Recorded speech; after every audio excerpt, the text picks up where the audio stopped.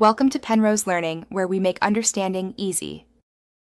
In this video, I will show you how to make a yummy milkshake using an easy method. First, let's gather our simple ingredients.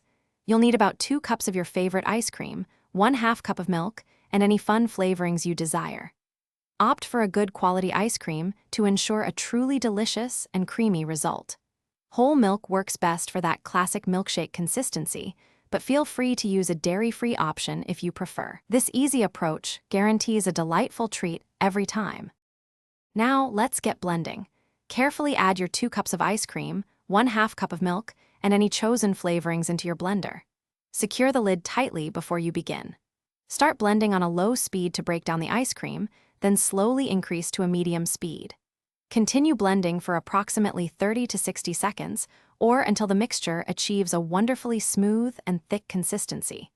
Avoid overblending to maintain that perfect milkshake texture. The best part about making milkshakes is customizing them. Feel free to add about 1/4 cup of fresh fruit like berries, a generous drizzle of chocolate syrup, or even crushed cookie pieces for an exciting twist. A spoonful of peanut butter or a dash of vanilla extract can also elevate the flavor profile.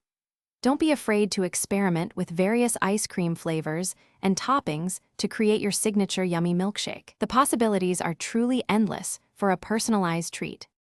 Once your milkshake is perfectly blended, it's time to serve and enjoy. Pour the thick, creamy mixture into a tall glass without delay to maintain its cold temperature. For an extra special touch, you can garnish your milkshake with a swirl of whipped cream, a bright red cherry, or a sprinkle of chocolate shavings.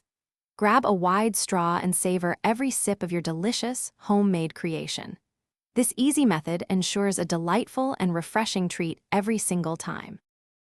Thanks for watching. If this was helpful, leave a like and consider subscribing. See you next time.